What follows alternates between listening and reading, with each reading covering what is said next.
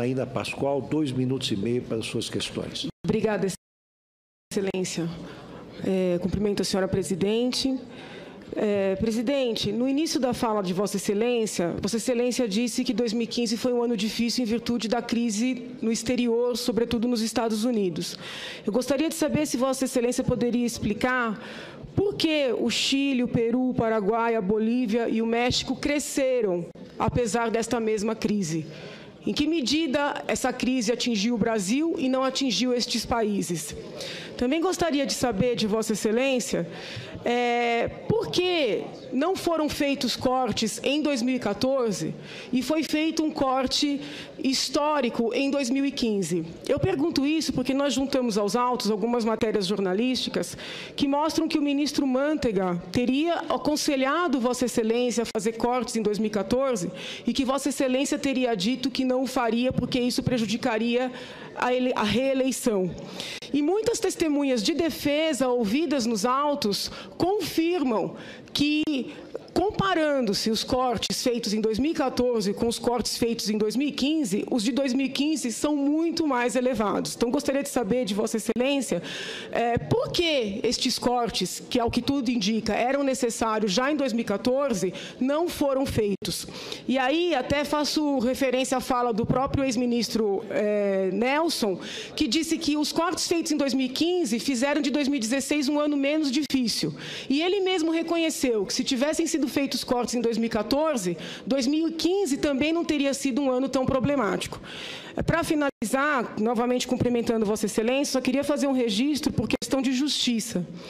Quem lidera este processo é Dr. Hélio Bicudo, que foi membro do PT durante muitos anos. Então, só por uma questão de justiça, inclusive com a senhora Maria Lúcia, que é filha do doutor Hélio aqui presente, que eu acho que está aqui representando toda a sociedade que nos apoia, eu gostaria de esclarecer isso para Vossa Excelência. Muito obrigado.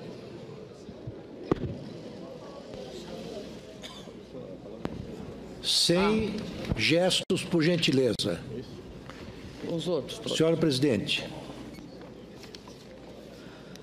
Pois bem, respondendo à doutora Janaína. Doutora Janaína, eu sinto informar a senhora, mas, por todas as estatísticas disponíveis no Brasil, a crise não começa em 2014. Ela se intensifica no final de 2014. E isso fica claro, por exemplo, quando se olha, por exemplo, me dá aqui as estatísticas, que elas não estão aqui, por favor. Vamos ver se eu acho. Quando se olha, por exemplo, eu sei de cabeça, a queda no preço das commodities agrícolas, elas se intensificam a partir de outubro. Se tem uma queda bastante significativa. O índice CRB é o índice de todas as commodities. Percebe-se que é aqui que começa a queda. No ano de 2014, que começa aqui, 1º de janeiro, você não tem uma queda forte, a não ser a partir de outubro. Não é eu que estou dizendo isso, isso são dados reais. Portanto, não só esse, mas, por exemplo, o preço do petróleo, o WTI, você tem o WTI e o Brent. Eles vêm altos e começam a cair. E a queda se aprofunda vertiginosamente em janeiro. Quase todas as commodities no Brasil tiveram esse comportamento. Algumas tiveram um comportamento diferenciado porque começaram a cair em setembro. Mas a grande maioria começa a cair em outubro e se intensifica em janeiro. E de forma pronunciada em janeiro, onde há a maior queda em todos os países do mundo na área de commodities. Isto não foi eu que escolhi. Nós vivemos no período de 2014 uma transição entre uma fase do ciclo, que era, enquanto o mundo desenvolvido, onde tinha começado a crise em 2008 e 2009, afundou em 2008, 2009, 2010 e 2011, nós continuamos segurando e não afundando. A partir de um determinado momento, nós tivemos uma queda brutal. Essa queda brutal começa no final do ano de 14, a partir de outubro de 14, e se intensifica e torna-se extremamente pronunciada. É só ver o desempenho dos preços a partir de janeiro. A partir de janeiro, por exemplo, o petróleo afunda, sai daqui, em outubro, e cai aqui, no dia entre janeiro e fevereiro de 15. Considerando que o petróleo, o minério de ferro, tiveram um comportamento parecido e que o comportamento das commodities agrícolas vinha desacelerando a partir de setembro, começa o mais forte em outubro e despenca a partir daí, nós temos um cenário de extrema preocupação econômica, que de repente coloca diante de nós as dificuldades que é gerir o país no momento de uma intensificação dessa natureza. Eu acredito, advogada Janaína, eu acredito que nós teríamos conseguido superar esse processo se por acaso tivesse havido menos politização na tentativa de inviabilizar o meu governo, que começa, senadora, logo depois da minha posse, aliás, minto, logo depois da minha eleição. Logo depois da minha eleição, eu passo a responder por vários questionamentos e se acentua profundamente ao longo do ano. Por que eu não consigo uma alteração rápida nas condições econômicas do país? Por um motivo muito simples, senadora. Porque há a conjunção de duas forças. A conjunção de uma força que aprovava gastos no momento que tinha de estar aprovando ajustes, que vinha do ex-presidente da Câmara, Eduardo Cunha, e da minha oposição, que não aprovava nenhuma das pautas de ajuste porque apostava no quanto pior, melhor. Acho, senadora, que é uma experiência para o futuro desse país. Diante da crise, é de bom tom que a oposição e a situação se una pelo bem do país. E depois que passar o momento mais difícil, volte a brigar quanto quiser. Porém, o que não é admissível é que, diante desse fato, que era a chegada das consequências da crise no Brasil, e lembro que a crise, a primeira fase dela, que acontece em 2009, nós conseguimos superar em 2010. Em 2010, nós crescemos 7%. Nós conseguimos isso 11, 12. Nós só não, a China também. A China teve o mesmo processo. A China segura a taxa de crescimento.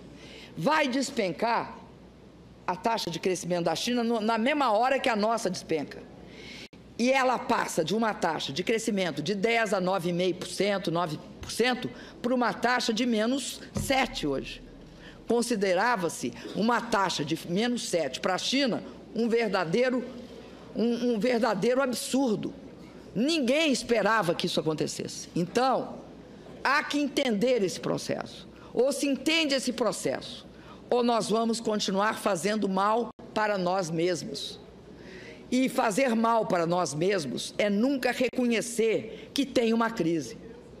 Para a senhora ter uma ideia, no início de 2015, quando visivelmente as receitas começavam a despencar. Por quê? Porque o petróleo caía e nós somos sensíveis. nós ainda somos um país sensível a commodities. Quando isso acontecia, nós ficamos brigando por conta da eleição que tinha passado. E tentaram sistematicamente impedir que se aprovasse as necessárias medidas de recomposição. Essas medidas não foram aprovadas, foram parcialmente aprovadas e embutiram nesse país uma crise de proporções gigantescas. Acho que todos nós aqui somos responsáveis perante a nação. Acho que não é possível acreditar que num processo intenso de queda da atividade econômica, como o que acontece em 2015 no Brasil, seja por geração de expectativas negativas, que elas funcionam, de queda da arrecadação. Diante dessas expectativas negativas, a gente fazendo o maior esforço, tanto que fizemos esse esforço, que eu quero dar uma única estatística. Supunha-se que em 14 nós fechamos o ano com menos 4 bilhões de dólares de déficit comercial. Ao longo de 2015, o governo fez um grande esforço e conseguiu um superávit de 19,5 bilhões de dólares. Soma 19,5 bilhões de dólares com menos 4, nós fizemos um esforço, na verdade, real de 23 bilhões de dólares. O que era absolutamente inesperado, e aqui aproveito e cumprimento o senador Armando Monteiro, que liderou esse processo. Então, advogada Janaína, é absolutamente imprescindível que o país tenha uma dose de realismo quando se tratar das finanças públicas e não ache que é possível ficar nessa disputa, que de um lado se diz o seguinte: 3 decretos de suplementação e transformar o Plano Safra de agricultura comercial e familiar e penalizá-lo, criminalizá-lo, e depois, quando eu não apareço, dizer que se eu não estava lá, eu era amiga do Arno e aí eu estava comprometida, e depois descobrem que o Arno não estava lá. Não é possível utilizar para a gestão de um país desse tipo de política e de posicionamento. Nós temos de aprender que não é possível repetir esse tipo de politização diante da crise, porque isso só faz aprofundá-la. É irresponsabilidade perante o povo brasileiro e é irresponsabilidade perante a todos nós. Por isso, o que eu digo é o seguinte: a crise não passou, não. Se não se tiver responsabilidade diante de 2016, ela continuará e se aprofundará. E não pensem que dá para chegar, a não ser que queiram parar. E aí, o pessoal aqui, senadores ligados ao agronegócio, quero alertá-los. Continue tratando dessa forma o Plano Safra, que haverá a maior queda na produção agrícola desse país. É isso que conseguirão com esse tipo de criminalização. Isso não é correto, não faz bem ao país, também não qualifica nós, nem como situação, nem como oposição.